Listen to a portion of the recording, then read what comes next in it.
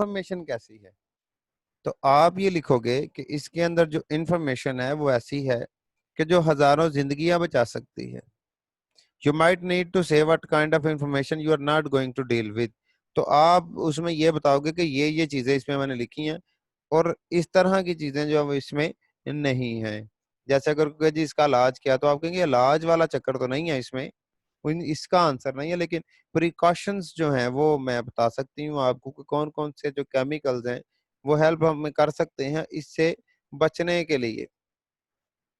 How is the problem approached, जी आपने आपको के जहन में वो प्रॉब्लम आई कैसे, आप कहोगे जी जाहिर सी बात है दुनिया में बहुत सी अमवात हुई और उनकी बॉडी के अंदर फलाने फलाने केमिकल्स पाए गए, तो जब ये रिपोर्ट सामने आई तो फिर मेरे जहन में आया, तो मैंने भी फिर ये फलाने फलाने मेथड से सैंपल कलेक्ट किए और उनके ऊपर जो है वो मैंने तजर्बात किए। ठीक है जी।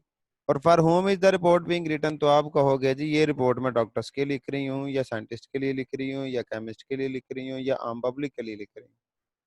सो ये था इंट्रोडक्शन।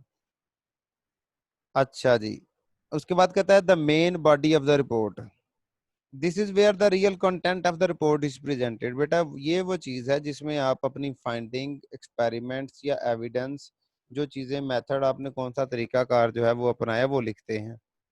ठीक है जी।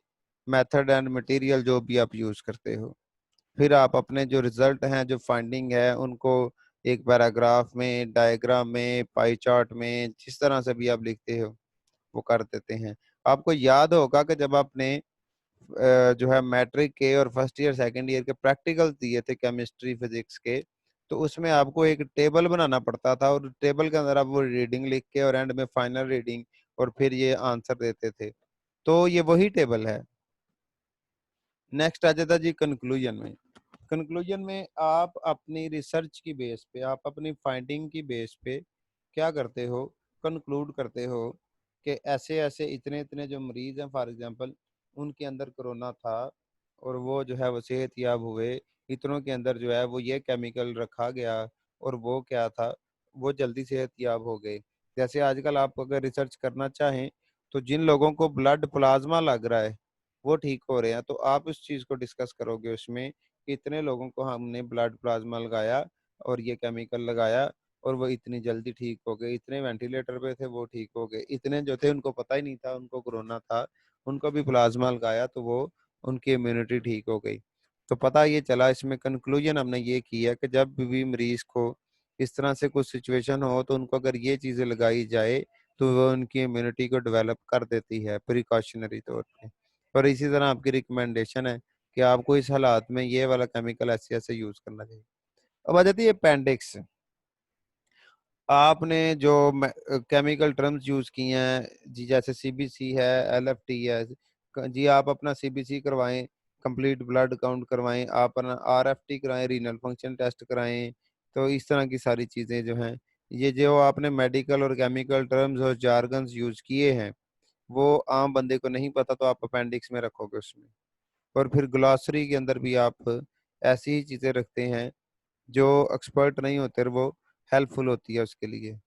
फिर टेबल्स हैं आपके, टेबल के अंदर जो कुछ भी आप लिखते हो, जो रिजल्ट के अंदर आपने कुछ लिखा हुआ होता है, when you have to present a large amount of statistical data, जब आपने बहुत ज्यादा स्टैटिस्टिक्स जो हैं वो करने होते हैं, आपके पास 10 20 या 25 या 50 जो हैं वो कैटेगरीज हैं और उस तरह की फिर आगे नंबर ना उसमें, तो उसको आप टेबल्स में या डायग्राम्स में जो है वो कर लेते हो।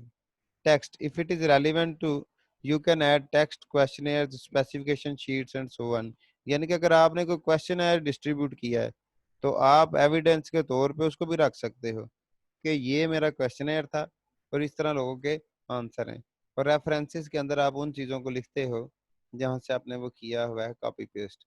जैसे ये देखें रड 2005, ये रड क्या है, ये रड जो है ये उसका नाम हो सकता है बुक का टाइटल का, और या फिर उसका नाम हो सकता है उसके राइटर का, ऑथर का।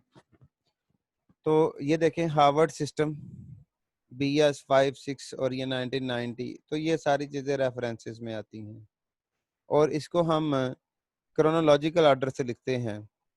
अल्फ़ाबेटिकल ऑर्डर से भी लिखते हैं। अल्फ़ाबेटिकल ऑर्डर ये होता है कि अगर जेम्स है और दूसरा बॉब है और तीसरा एडम है, तो पहले हम एडम का नाम लिखेंगे क्योंकि वो ए से शुरू हो रहा है, फिर बॉब का, फिर जेम्स का। रिटर्न स्टाइल ये जो है वो देख रहे हैं आप ध्यान से। कहता है गोवर्स 1973 says that purpose of good style is to affect the reader in precisely the way that you intend। तो कहते हैं कि जिस तरह से आप किसी रीडर को अप्रोच करना चाहते हैं या आप उनको जो कुछ बताना चाहते हैं, उनके जहन में वही चीज आनी चाहिए। आपकी राइटिंग ऐसी होनी चाहिए। वो आप बेहतर जानते हैं। अगर आप मेडिकल के डॉक्टर्स के लिए लिख रहे हैं तो ऑब्वियसली आप मेडिकल जार्गन्स यूज करेंगे, और अगर आप आम पब्लिक के लिए लिख रहे हैं तो तब आप क्या कहेंगे? तब आप सिंपल जो है वो ग्रामर यूज करेंगे। ठीक है जी। और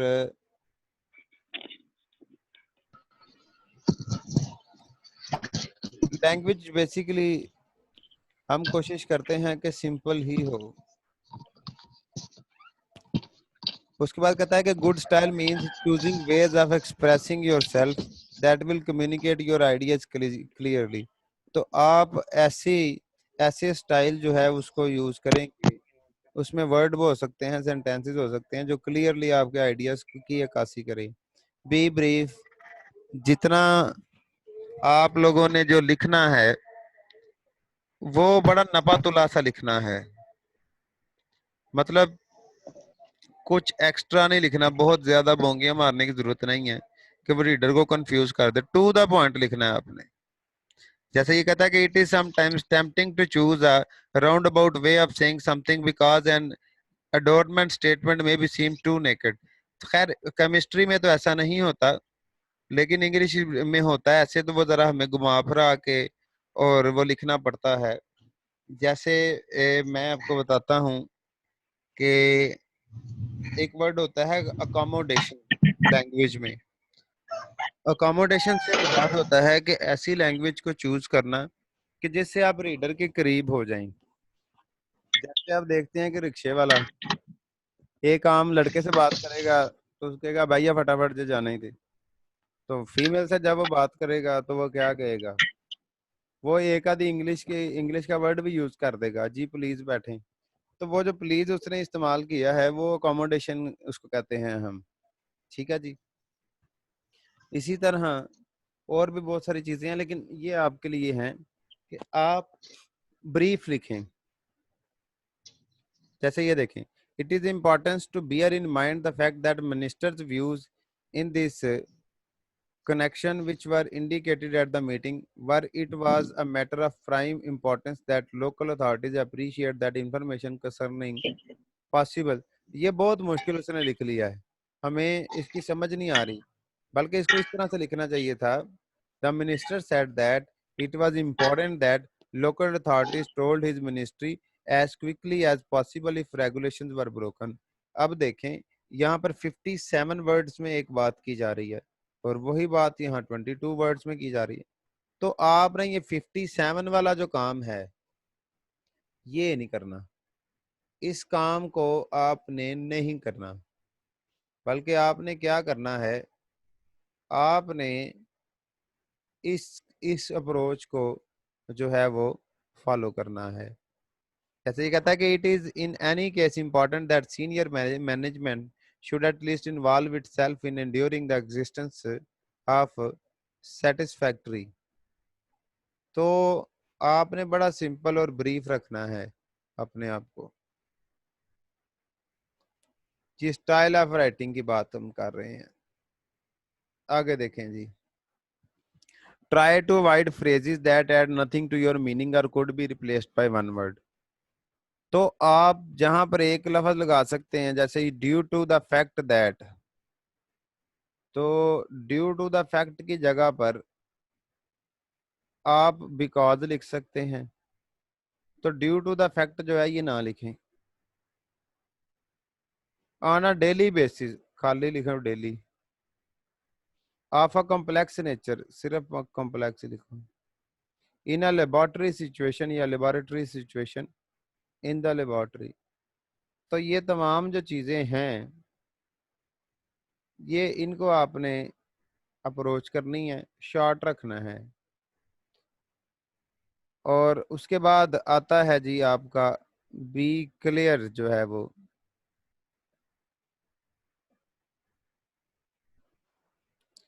बी क्लियर मतलब बिल्कुल साफ शफाफ सीधा जो आपने कहना है। जैसे ये कहता है the train has been subjected to delay, नहीं लिखना है ऐसे, लिखना द ट्रेन वाज डिलेड।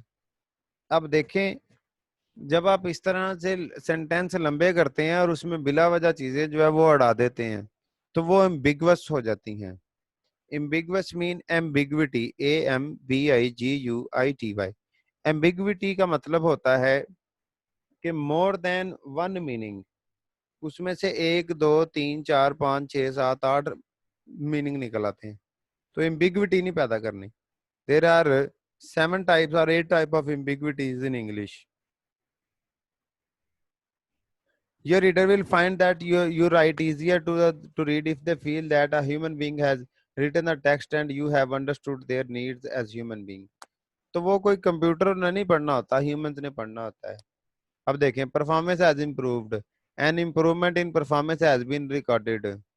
तो the first is active, it is short and to the point. The second is passive, it is require more words and up saying something less clearly. अच्छा, active voice और passive voice की बात हो रही है, तो मैं ये आपको बताऊंगा, ये जो वकील हैं, ये जितनी कमाई खाते हैं सारी एक्टिव और पैसिव वॉइस की खाते हैं।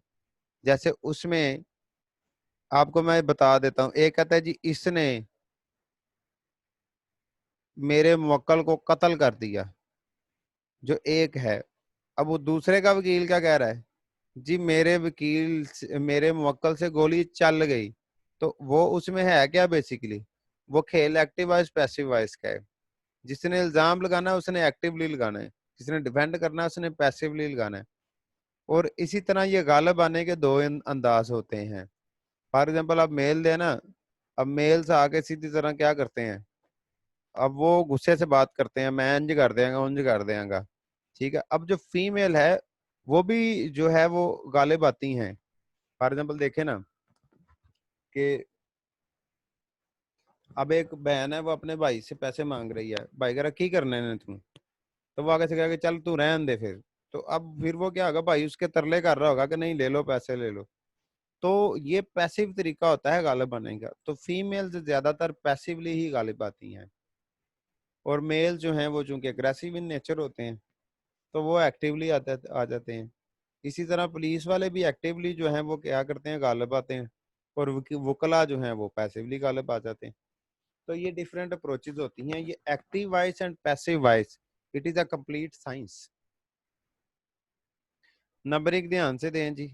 जैसे ये आपके सामने नंबरिंग है, डेट शीट है, ये नंबर 1 2 है, और इस तरह से ये नंबरिंग दे।